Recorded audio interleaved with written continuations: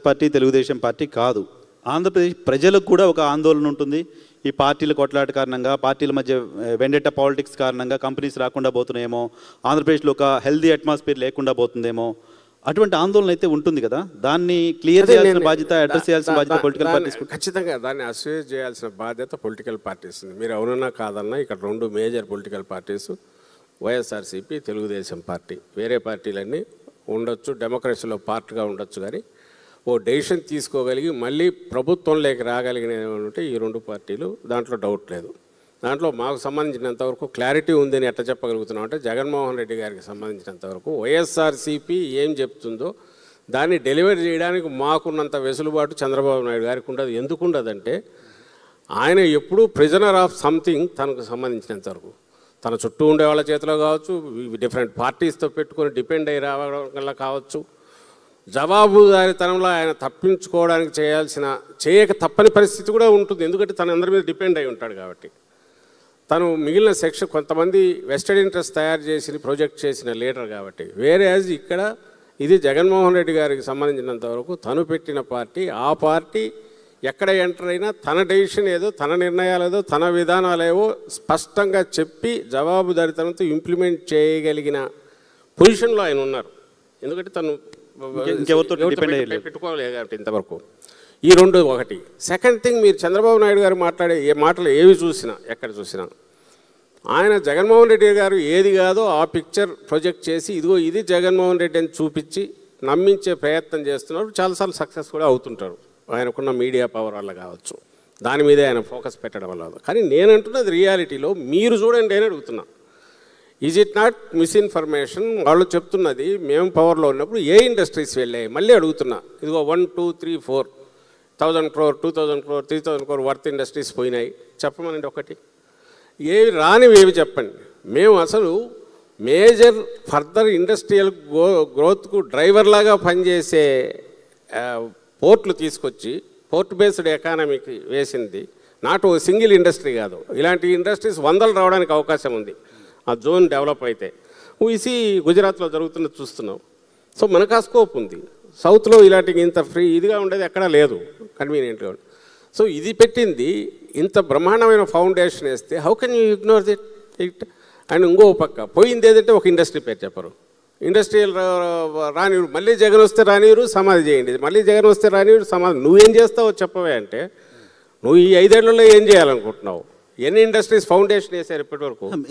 ఆ ప్రశ్న ముఖ్యమంత్రి స్థాయిలో పదే మాట్లాడుతూ ఉన్నప్పుడు న్యాచురల్గా వైసీపీ ఆన్సర్ చేయాలి. ప్రజల్లో కూడా కొంత నిజమేనేమో, ముఖ్యమంత్రి సింగపూర్ పోయి వచ్చిన తర్వాత మాట్లాడుతున్నారు. అందుకని నేను అడుగుతున్నా కదా, మాటకు మాట బదులు చేతల్లో ఏమో చేసామో చూడండి. మీలాంటి జడ్జెస్ ఉన్నారు. ఇప్పుడు వీళ్ళు ఎవరో వేటు న్యూస్ వాళ్ళన్నారు, ఇంకో media house come forward and judge yourself. Yes, YSRCP చెప్తున్నది అబద్ధం, ఎందుకంటే వాళ్ళు నిజంగా వాళ్ళు ఉన్నప్పుడు ఇండస్ట్రీస్ పోయాయి చెప్పండి 4. లేదా చంద్రబాబు నాయుడు చెప్తున్నది నిజం, ఎందుకంటే ఆయన చెప్పింది ఏమైంది అనేది ఆయన చెప్తున్న దానికి సంబంధించి ఇటువైపు ఆన్సర్ ఇవ్వలేకుండా అన్నారు. ఇప్పుడు మీరే అంటున్నారు ఏంటంటే లూలు అంటున్నారు. Lulu is not an industry first thing. దానికి నువ్వు వాళ్ళు సొంతంగా పెట్టుకొని వాడు లాభాలు ఆర్జించడానికి నువ్వు 100 కోట్ల రూపాయల ఆస్తి ఇవ్వడం అనేది ప్రజల ఆస్తి. కంపెనీల విషయం పక్కన పెడితే మళ్ళీ వైసీపీ వస్తే రాజధానిలో ఇప్పుడు 1,00,000 కోట్లు, 60,000 కోట్లు, 70,000 కోట్లు ఇన్వెస్ట్ చేస్తున్నారు. బిల్డింగ్స్ మీరు అనుకున్న నగరాల్లో కడుతున్నారు. మళ్ళీ వైసీపీ వస్తే ఏమవుతుందో, అక్కడ మనం ఇన్వెస్ట్ చేయొచ్చో లేదో, అక్కడ కంపెనీ పెట్టొచ్చో లేదో, అక్కడికి ఇన్స్టిట్యూషన్ పెట్టొచ్చో లేదో అనే భయం అయితే న్యాచురల్గా ఇన్వెస్టర్స్లో ఉంటుంది. అదేమైనా క్లియర్ చేయగలరా? అసలు రాజధానిలో కంపెనీలు ఎందుకు పెడతారు? ఉంటే ఆఫీసులు పెట్టుకోవచ్చు కాదనం, కానీ రాజధానిలో వచ్చి ఇండస్ట్రీస్ పెడతారా? ఇండస్ట్రీస్ ఎవరు పెట్టరు కదా. రాజధాని ఈజ్ అడ్మినిస్ట్రేటివ్ సెంటర్. అది దానికి సంబంధించినంత వరకు మీరు ఇంతకుముందు కూడా అడుగుతున్నారు, ఆయన చెప్పడానికి ప్రయత్నం చేశాడు. దట్ ఈజ్ ఆబ్జెక్టివ్ టైప్లో ఎస్ నో అనేది కాదు క్వశ్చన్. ఫస్ట్ థింగ్ ఎందుకు అనేది మీకు తెలుసు. దాంట్లో ఇన్వాల్వ్ అయింది మేజర్ ఇది వచ్చి నా ఉద్దేశంలో అయితే ఆ ప్రొహిబిటివ్ కాస్ట్. 19 ఎలక్షన్స్ ముందు జగన్మోహన్ రెడ్డి గారికి ఈ మాదిరి డీసెంట్రలైజ్ చేయాలి అటు ఇటు అనేది ఎందుకు వచ్చింటే ఆ రోజు చెప్పేవాడు. ఆ రోజు రాలా.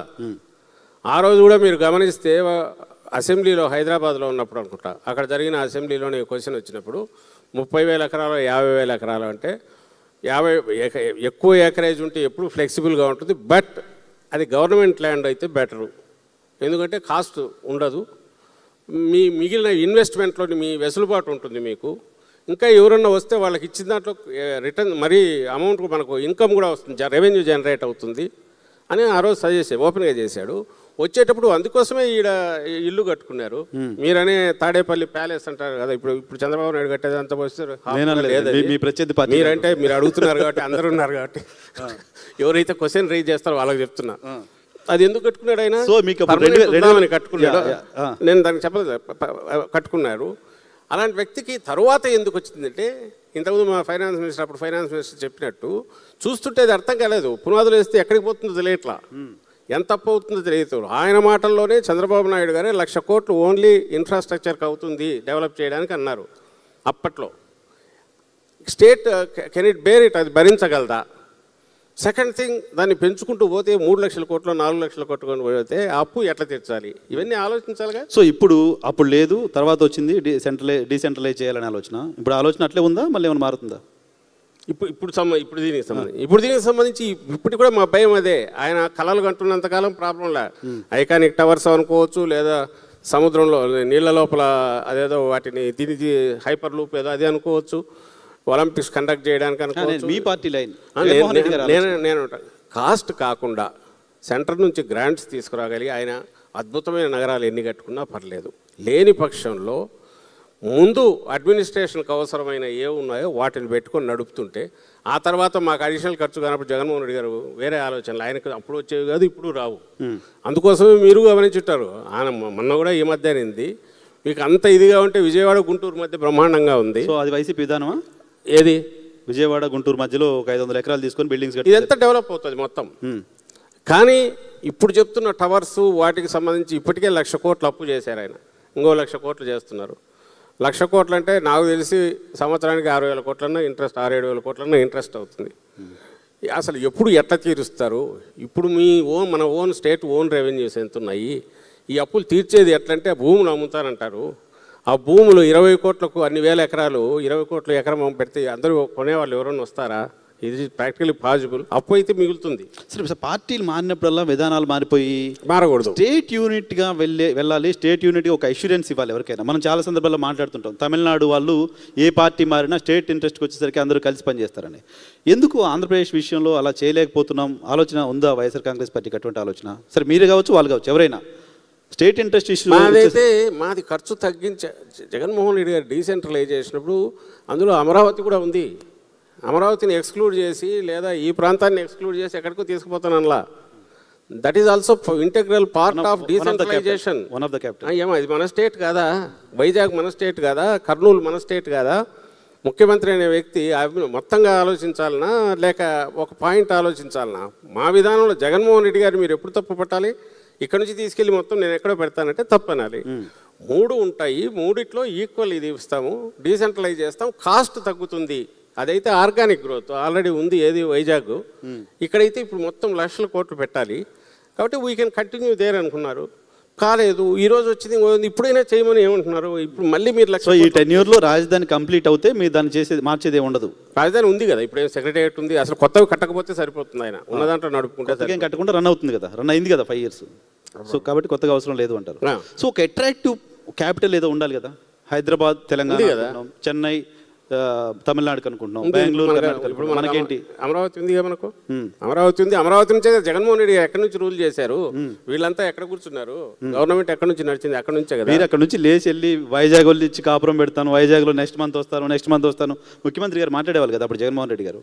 అవును, రావాలని అది అనౌన్స్, అదే రహస్యం కాదు కదా. ఇక్కడ నుంచి పోయినప్పుడు లెజిస్లేటివ్ క్యాపిటల్ ఇది ఉంటుంది, అక్కడికి మూవ్ అవుదాం అనుకున్నారు. అక్కడికి మూవ్ అవుదాం అనుకునేది కాలేదు, ఎలక్షన్స్ అయిపోయాయి. నిజంగానే వచ్చింటే అక్కడికి ఇది డెవలప్ అయ్యేది. ఈవేళకు రైతుల ప్లాట్లన్నీ పూర్తి చేసేవాళ్ళం. రోడ్డు ఎవరు వేసింది? మేము వేసాము. ఇప్పుడు ఆ బైపాస్ రోడ్డు ఇక్కడ నుంచి వెస్ట్రన్ బైపాస్ ఏదైతే కనెక్ట్ చేస్తుందో మెయిన్ లైఫ్ లైన్ లాంటిది అది మనం వేసాం. ఇప్పుడు మేము మా హయాంలో వేసిండేది. ఆయన అంతకుముందు ఎప్పుడు ప్లాన్ చేయలేదు. అలాగే కరకట్ట ఆయన ఇంటి ముందు రోడ్డు కూడా జగన్మోహన్ రెడ్డి గారు మొదలు పెట్టారు. ఎక్కడి నుంచి పోయినా అది బాటిల్ నెక్ లాగా ఉండేది, సింగిల్ రోడ్డు. ఓకే, నాకు ఒక ప్రశ్నకి ఆన్సర్ చెప్పండి, మళ్ళీ బుగ్గన గారి దగ్గరికి వెళ్తాను. మళ్ళీ వైసీపీ అధికారంలోకి వస్తే ముఖ్యమంత్రి ఎక్కడుంటారు? మీరే. మళ్ళీ వైసీపీ అధికారంలోకి వస్తే ముఖ్యమంత్రి ఎక్కడుంటారు? ఎక్కడ ఉంటారా?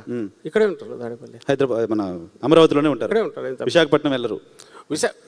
విశాఖపట్నం వెళ్ళరు, ఇక్కడే ఉంటారు. చంద్రబాబు నాయుడు గారికి మొన్న ఈ మధ్య ప్రెస్ కాన్ఫరెన్స్లో జగన్మోహన్ రెడ్డి గారు క్లియర్గా చెప్పారు, మీరు ఫాలో అయ్యింటే అర్థం ఏంటుంది, అయ్యా లక్షల కోట్లు చేసి రాష్ట్రం మీద బరువు మోపొద్దు, నీకు కావాల్సింది సెక్రటేరియట్కో మిగిలినవి ఉన్నవి సరిపోతాయి, కావాలనుకుంటే ఈ రెండింటి మధ్య ల్యాండ్ తీసుకొని గుంటూరు విజయవాడ మధ్య కలిపితే మచిలీపట్నం నుంచి ఇక్కడికి 80 కిలోమీటర్స్ ఎంటైర్ ఇదంతా కూడా మెగా సిటీ డెవలప్ అవుతుంది. ఈ వేళకే డెవలప్ అయ్యేది. మీకు గుర్తుంటే మా హయాంలోనే, జగన్మోహన్ రెడ్డి గారి హయాంలోనే గుంటూరు విజయవాడ మధ్య ఆ మాత్రం గ్రోత్ వచ్చింది. అంతకుముందు లేదు. అంతకుముందు అంతా అక్కడ అవుట్ ఆఫ్ నోవేర్ అన్నట్టు అక్కడేదో చేయాలని ప్రయత్నం, కానీ అక్కడ పోయి ఎవరు ఉండలేక మళ్ళీ విజయవాడ పోవాల్సి వచ్చేది. మా హయాంలోనే విజయవాడ ఫ్లైఓవర్లు పూర్తి అయ్యాయి, కొత్త ఫ్లైఓవర్ పూర్తి చేసాము, కృష్ణాకు మొత్తం రిటైనింగ్ వాళ్ళు కట్టాము. ఇవన్నీ ఎట్లా జరిగాయి? ఇవన్నీ కూడా టోటల్ ఈ ఏరియా డెవలప్మెంట్ దృష్టిలో పెట్టుకొని జరిగింది. అంతే తప్ప 4 బిల్డింగ్లు కట్టేసి నేను ఐకానిక్ టవర్స్ కడతాను అది క్యాపిటల్ అనడం అనేది నాకు కావాల్సిన ఆన్సర్, జగన్మోహన్ రెడ్డి గారు మళ్ళీ ముఖ్యమంత్రి అయినా తాడేపల్లిలోనే ఉంటారు, ఇక్కడ నుంచి రూల్ చేస్తారు. ఇక్కడ నుంచే రూల్ చేస్తారు, డెవలప్మెంట్ బ్రహ్మాండంగా జరుగుతుంది. ఆయన ప్రియారిటీస్ ఆయనే అయితే రైతులకు సంబంధించినవి ముందు ఆ ప్లాట్లన్నీ చేసి వాళ్ళ కమ్యూనిటీస్ క్రియేట్ చేసి వాళ్ళ సేలబిలిటీ లేదా బ్యాంకబుల్ ఇది వచ్చేటట్టు చేసేవాళ్ళు. ఈయనేమో అది చేయకుండా పక్కన వేరే దానిలోనూ పునాదులు అడిషనల్ పెట్టి తనకు ఏదో కొత్త బిల్డింగ్లు కట్టే దాని మీద ఆయన మోజు చూపుతున్నారు. ఎందుకంటే కాంట్రాక్ట్లు ఇవ్వచ్చు, అవి ఆ కంపెనీస్కే. అంతకుముందు ఏ కంపెనీస్ నుంచి అయితే కిక్ బ్యాక్స్ వచ్చినాయని ఇది వచ్చిందో, ఇన్కమ్ ట్యాక్స్ ఐటీ వాళ్ళకి జరిగిందో, ఆ కంపెనీస్కే మళ్ళీ అవి కట్టబెట్టారు కాంట్రాక్ట్లు. అండ్ కాస్ట్ 4,000 5,000 అయిపోయేది 10,000 పెంచి చూపిస్తున్నారు. మొబిలైజేషన్ అడ్వాన్స్లు ఇచ్చేశారు. సో ఇవన్నీ చేసి నడుస్తుంది. అంటే ఆయన ఉద్దేశాలు వేరని అందుకే అనాల్సి వస్తుంది. ఓకే, బుగ్గన గారు, డెవలప్మెంటు కంపెనీస్ ఇవన్నీ మాట్లాడుకున్నాం. ఓకే, సరే, బయట నుంచి ఎవడో రావడం, పెట్టుబడులు పెట్టడం, ఇక్కడ మనం బిల్డింగ్స్ కట్టడం పక్కన పెడతాం. అమరావతి